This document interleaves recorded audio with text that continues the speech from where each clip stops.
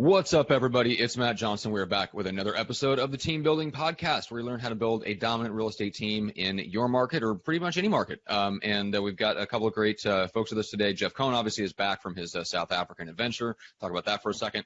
We've got Josh Cunningham here from Rockerbox. We're going to talk about how to hire, how to find millennials, how to engage them, both for the inside and outside sales roles. So whether you're looking for buyer's agents, listing agents, both, or if you're looking to build a team of ISAs, we're going to talk about how to keep them motivated, engaged, and how to actually find and hire them. So we've got a bunch of stuff to get into. First of all, the man, the myth, the legend, the ever-shrinking man himself, Jeff Cohn. What's up today? Here we go. Super jacked today. I got a great friend of mine, seventh cousin, Josh Cunningham, with us. Josh is just coming off the Team Building Summit. He spoke about this millennial engagement strategy. He's very well spoken on this topic. I'm excited for him to share his great wealth of knowledge with the audience. So let's just get right into it. Josh, take us. Hey, Capture us. Thanks, Matt, for having me. Jeff, it's always a pleasure. Family, like you said, seven cousins. It's a long story for those of you who want to know. Essentially, I'm really happy to be here today and to share some information with you about, what's going on in today's labor force, what's going on in the future labor force. For the last 5 years here at Rockerbox, we've been, becoming experts in online lead conversion. And it wasn't until maybe about 6 months ago, Jeff, when we were planning out the Team Building Summit, you'd asked me to come and speak. And, the obvious message is, let's come and share everybody all the secrets about how to convert online leads. But what's really interesting is that in just 7 years from now, in 2025, it's predicted that 75% of the workforce is going to be made up of millennials. And then we also have, just last year, 1 out of every 3 homes that was purchased by a millennial. So again, it's kind of, looking at where the market's going and understanding that a lot of realtors are going to be getting out of the business. A lot of experienced realtors are going to be getting out of the business, and we're going to have a lot more college grads and young, hungry millennials looking to kind of take over the workforce. So again, the last 5 years, we've been bunkered down here in College Station, Texas, hiring and training over 250 ISAs. And so we just wanted to kind of shed some of the lessons learned, the hard lessons learned. We always fail forward and invest in learning experiences. And so we just wanted to kind of shed some light today on what we're doing here at Rockerbox to attract, hire, retain top quality talent, and also what we're doing to make it fun and challenging and engaging and learning opportunity every single day here at work. Awesome, man. Super exciting. I know everybody listening.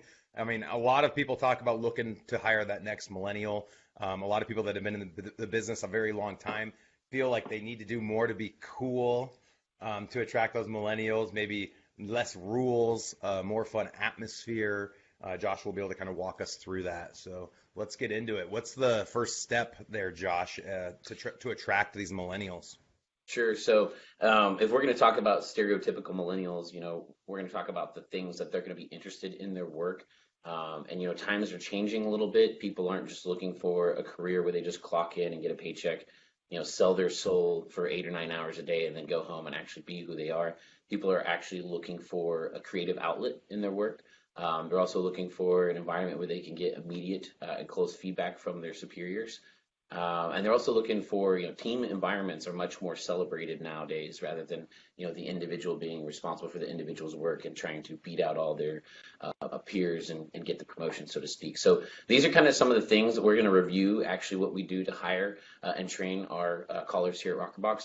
And I just want you to kind of, keep those things in mind as we go through what our processes are and see if those are some of the things that we've been able to accomplish. But, essentially with us, when you talk about attracting the right talent, kind of one of the frustrations that I see day in and day out is when people are actually looking to make their first hire of an ISA, and I see posts online all the time about, hey, does anybody have a good job description for this ISA? And I feel like that's the first challenge, because if you don't actually know how to sit down and describe what it is that someone's going to be doing, then it sounds like you've already, struck out on the first swing by not creating meaningful work. If you literally can't even explain what it is that someone's going to do. So for us, we do have a job posting. It's up on Texas A&M's career website. We're located just right across the street here.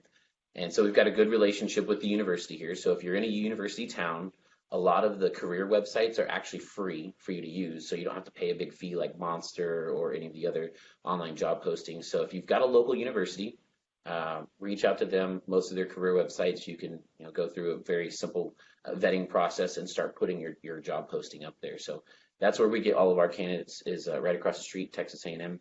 So we've got the job description.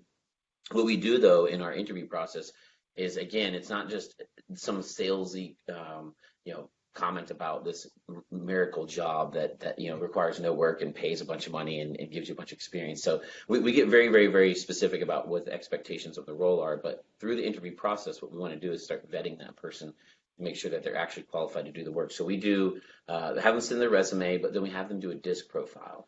And it's super important because for a lot of these millennials, they've never taken something like a DISC profile. And so to actually sit down and get a really nice report that explains to them how they're motivated and how they think and how they like to work and how they celebrate their successes, it's actually for the first time in their life, the first time that they're actually going through and seeing something like that. So DISC profile, a phone interview for us, an in-person interview. So this is all very typical stuff. But the one thing that we do differently here that I've had a lot of people give us praise is our observation.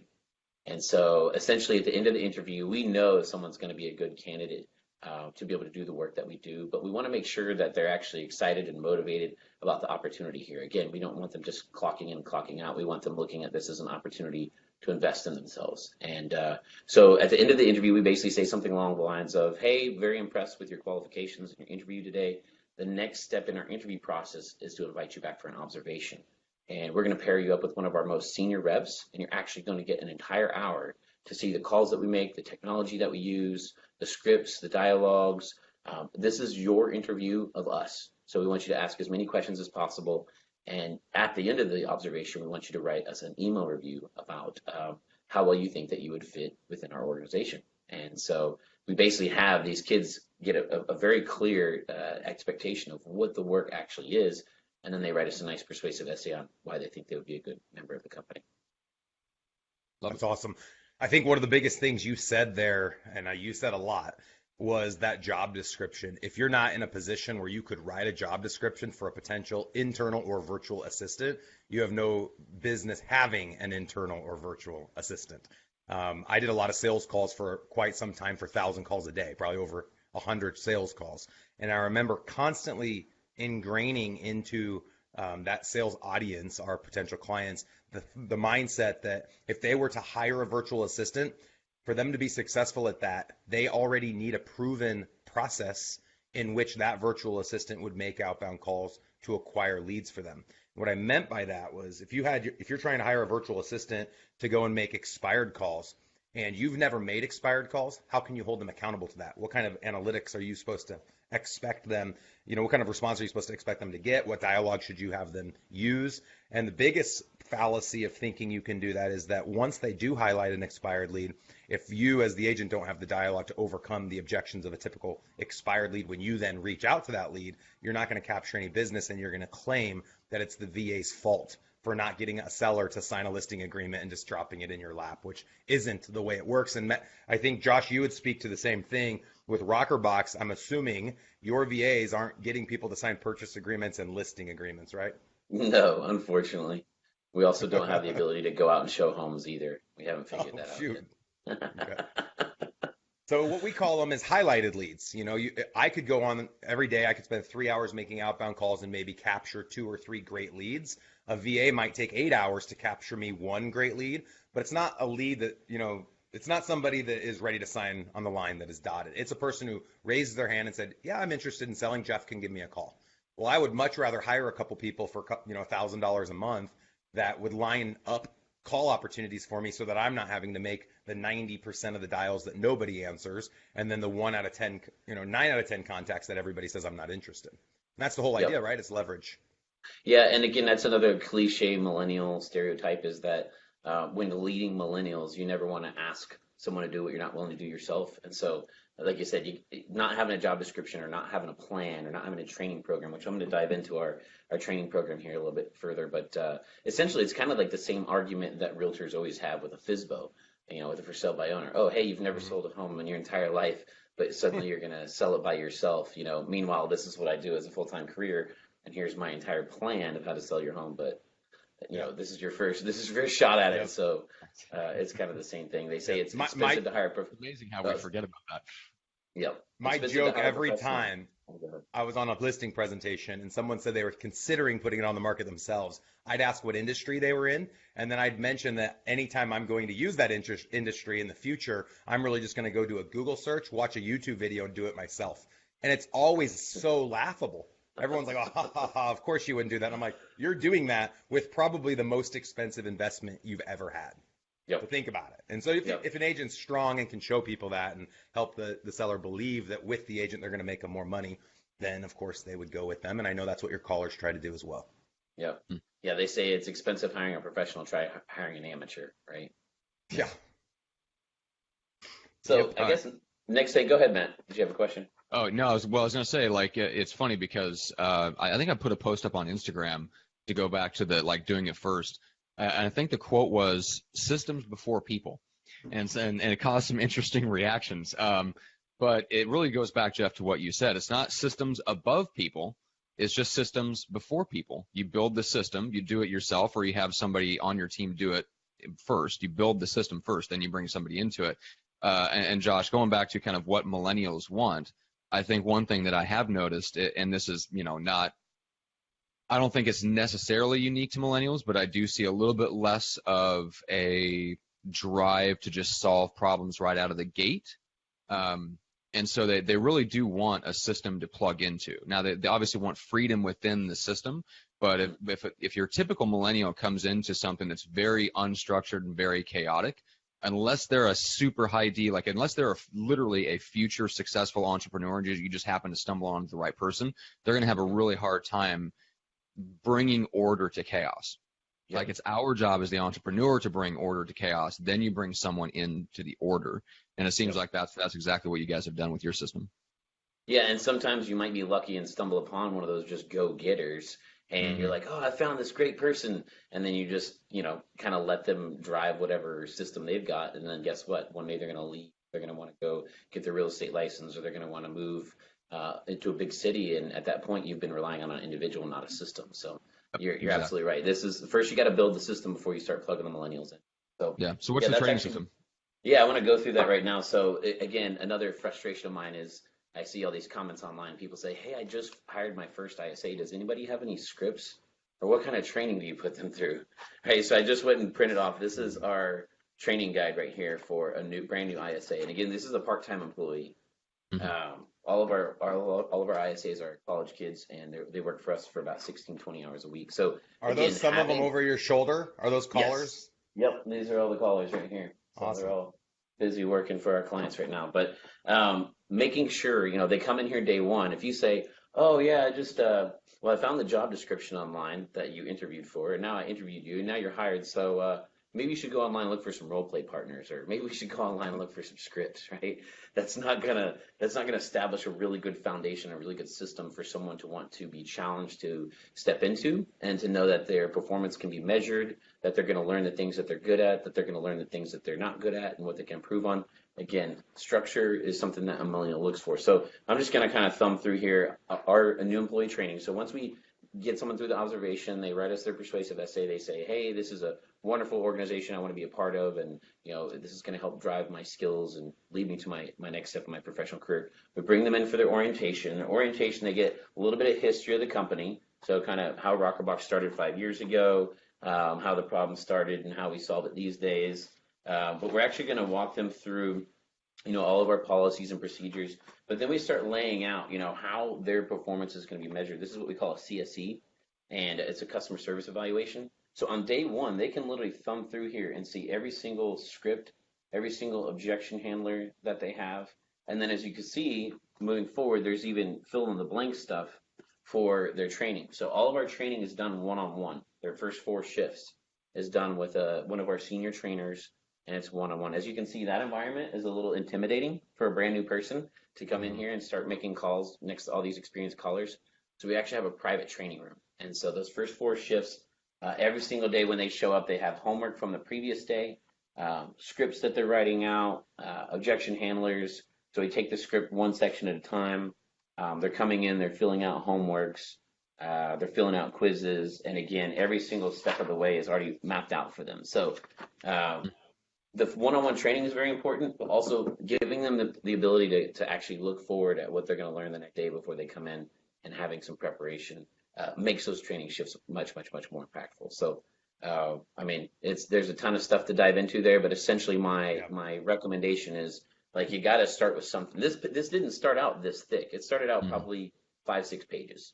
But over the years, it's grown and grown and grown with all of the forms and documents and trainings and things that we've added to it. So you got to start somewhere. You don't have to be perfect to get started, but you got to get started to be perfect. So, Josh, one of the things that stood out to me as we've talked multiple times about your Rocker Box story is that you started off by making outbound calls for spring.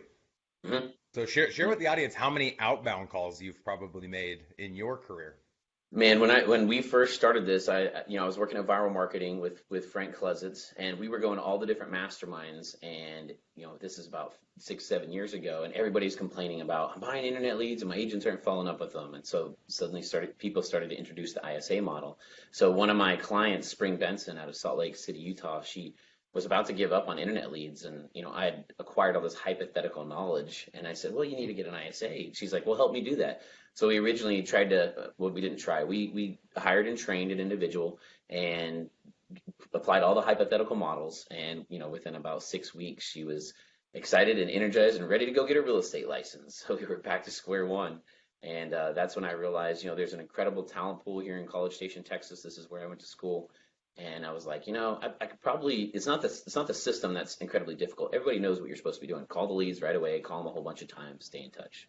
It's not rocket science, but you got to really find the talent that can thrive at that system, and you got to know, you have to bet on someone not being in this role for the rest of their entire life. So that's why we're here in a college town where these kids come, they're investing in themselves, investing in their future career, and so they look at this as sort of almost a paid internship. To a lot of these kids are going to get into sales and get into real estate and do things along that line. So I came back here to College Station and I said, all right, Spring, I'm gonna put on the headset and start making the dials myself. And so I was on Mojo 8, 9, 10 hours a day doing all sorts of any type of call that an ISA would ever do. I was strapped up and making the calls and figuring out what the most effective process was and the most efficient way that you can service more than one team at the same time. So that was about 5 years ago, and now we've, like I said, worked about 1 million leads. Is what we estimate over the last 5 years, and we've trained over 250 ISAs. I think it's awesome. Obviously, you have a ton of analytics to back up the numbers. When a new ISA comes on, I'm sure there's benchmarks you're expecting them to hit their first month, their second month, their third month. I know for our real estate team, we've reverse engineered all those numbers, and it's nice when we're recruiting a potential agent, especially someone that's never sold. We can share with them realistic expectations as to how long until they'll do their first transaction, how much they'll earn their first year, how hard it is to convert an internet lead, how many calls they have to make to get a certain amount of contacts, to get a certain amount of appointments, to get a certain amount of sales. Would you mind breaking that down for us within those 1 million leads you guys have worked? Do you know what your numbers are in terms of every amount of lead gets us this many contacts, and this many contacts gets us this many executed sales for our clients? Yeah, I mean, that's the most important thing when you bring together a team of individuals that are all overachievers, so to speak. I mean, a lot of these kids, to get into A&M, they were top 10% of their high school class and extracurricular everything. So these kids are used to always being the best at the things that they do. So getting on the phone sometimes and getting beat up and getting rejected, some of that stuff is tough. So we absolutely have all sorts of measurements of our performance here within our office. So it starts individually. So every single opportunity that we identify, we actually scorecard it into our own database, so we can know where the lead came from, what the lead source was, were we on the phone, were we texting, were we emailing, did we get a seller opportunity, did we get a lender opportunity? And so as a whole of about those numbers, we get roughly about 10 to 15% conversion. So if a website generates 100 registrations a month, we're typically sending 10 to 15 hot and ready buyers and sellers over to the team to talk to. And then of those metrics that we track, it's roughly about 2/3 of those opportunities that are also ready to speak with a lender. And as you know, a lot of people out there that are generating internet leads have some support from a lender partner, and so that works out well because again, 2/3 of the opportunities that are going over to an agent are also going over to a lender. But what we do is, so we scorecard all the activities individually, but we've actually broken up our call center here into a couple different squads so we can actually compete with ourselves. And so we've created different squads out here, and they're teamed up so we can make sure all the shifts are covered. But essentially we have monthly contests. So again, tracking the same metrics: buyer percentage, seller percentage, lender percentage. We also track errors as well. So I mean, this is a people business. We do people work, and so there's obviously going to be human error.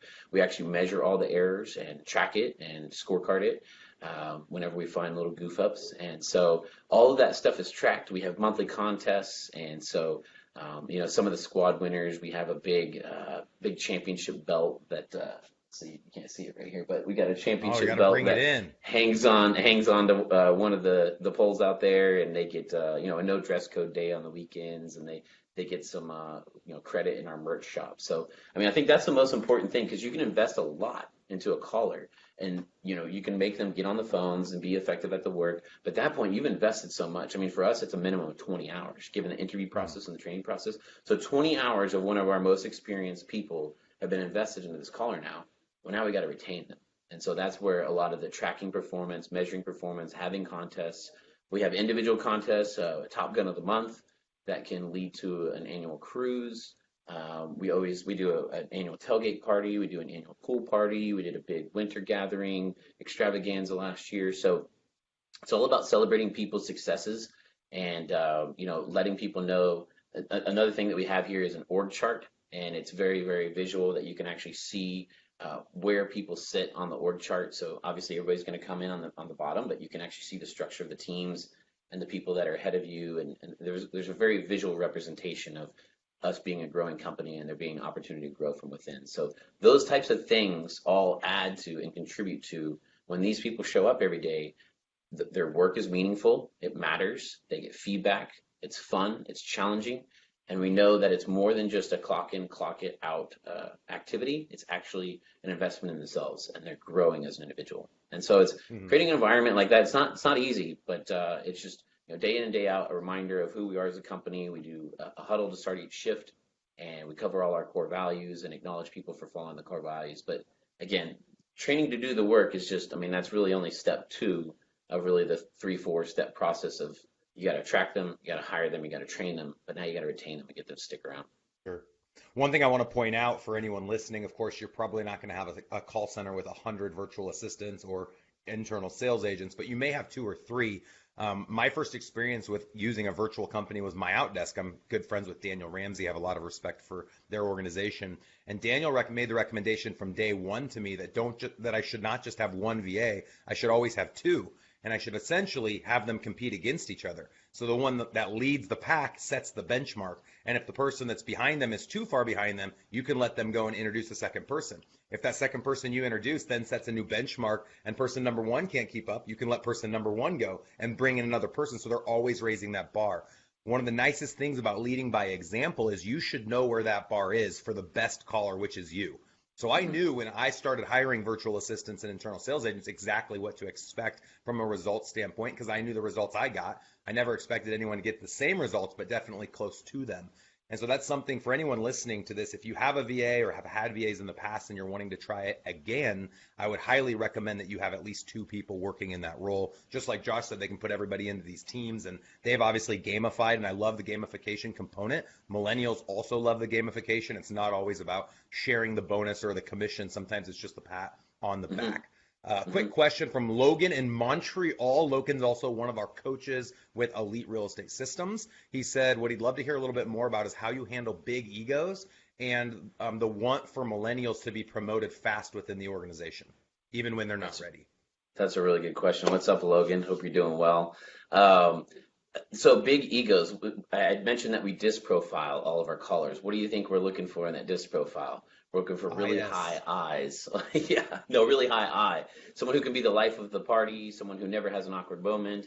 And so when you put a bunch of high eyes in a room, that's why it's a little bit more difficult, a little bit more challenging to build a human capital organization. It's not just copy paste, because you're dealing with human emotions and people's lives that they bring into the office, and again, they're not just clocking in for a task. They have many activities going on outside their lives. So for us, it's really just about, celebrating everybody's successes, giving people the recognition that they need. But, we are an organization that's a bunch of high eyes, so we do like recognition. So it starts out with our daily huddles. Everybody has an opportunity at the very beginning to recognize someone for living by the core values. We actually go through the metrics and we acknowledge all of our top guns to create that fun, friendly, competitive environment. Every single month at our workshops and our masterminds, again, we do core value recognition. The other thing is everybody starts in our call center, they're a client care rep. The next step is to become a client care senior, and all of those client care seniors are actually appointed by our existing client care seniors. So there's very much a sort of peer accountability that, like, if you come in on the bottom and you're a hothead and you're cocky and you're not a team player, you won't work your way up within the organization. The culture will actually force you out.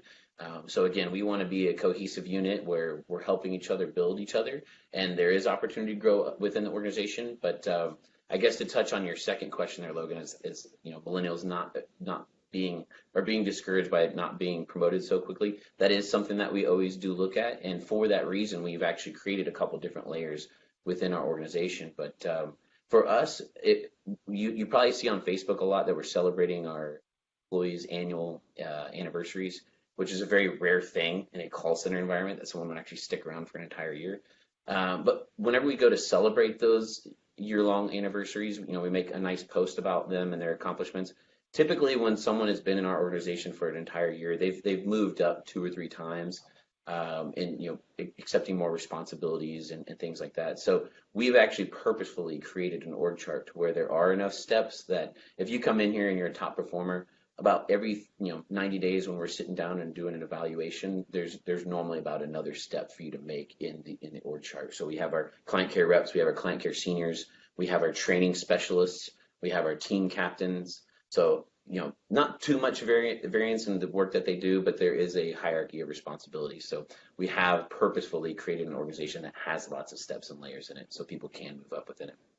I think that's awesome. I hope everyone caught that at the 1 year mark, there's somewhat of a social celebration. I don't know if there's actually a celebration within the office. I would guess there's an excuse to bring in cupcakes or something like that. How many of us as agents, we're making an average of $20,000 net per agent.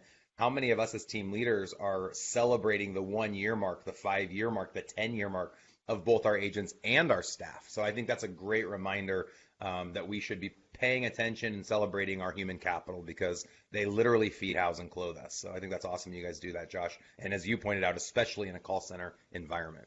Mm-hmm. All right. Where do we want to go, Johnson? This is good content, guys.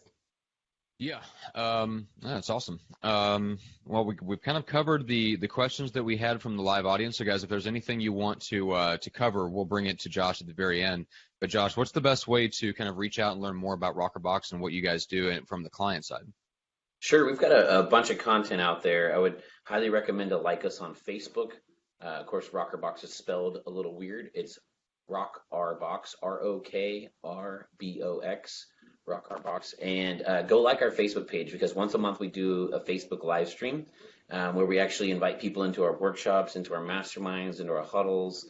We basically, want to humanize the brand and let people know that we're not just some, dungeon of people chained to a desk here, like cracking a whip or anything. Like I don't know. I was envisioning the opening scene of Robin Hood Men in Tights. Yeah, we're actually people here. We've actually got amazing students that are all, investing in themselves and furthering their careers. So, again, we do a Facebook live stream each month and kind of invite you into our office so you can get a taste of our culture. Other than that, though, if you want to meet more about, actually having an ISA team hired for you so that all of your leads are followed up with, just go to our website, rockerbox.com, and just fill out the capture form there, and we can set you up with a consultation and walk you through a demo. You guys, they do an amazing job. Obviously, you always hear me talking about how your agent should be making the calls. 99% of the agents aren't making the calls and certainly aren't making enough calls. So if they're not and you can't get them to change, we highly endorse Rockerbox. We use Rockerbox. They do an amazing job. They do everything they say they're going to do. I think Josh might have a special ERS and the Team Building Podcast discount that he could throw at you guys. So be sure to bring that one up. I'm sure he'll love me for that. Oh The yeah. other thing I wanted to mention is you guys send out a monthly email, and I actually read your email every time it comes out. I've Yeah. really enjoyed the content in that email, and I think you can probably get on that email list without being a Rockerbox client. Yep. Yep. Certainly. Yeah. Just opt in on our website, and we'll get you in the email list as well. So, Awesome. yeah, we're sending out as much content as we can, trying to educate the world here on obviously the internet lead conversion stuff has been it's been cracked. We've cracked the code for the last several years, and we're all over that. But what's really fun and what really keeps us motivated and driven every day is our mission here at Rockerbox is to move people forward. There's a lot of people that we work with. Obviously, there's people, the leads that wind up on the websites. We help move them forward in the sales process and get them connected with a highly reliable and successful realtor. It's awesome that we've done just did our 5-year anniversary story with Spring Benson, our first client. Her business has nearly tripled over the last 5 years. So obviously we've helped her move her business forward.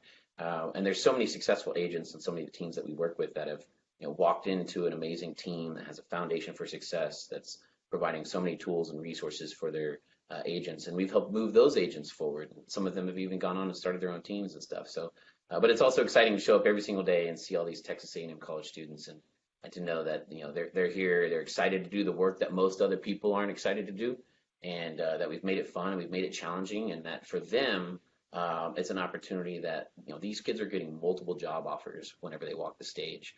A lot of them are getting jobs lined up even before they walk the stage. And so their last, couple months while they're working for us, they've already got a job lined up. Everything's gravy. I actually have a text message here I want to share.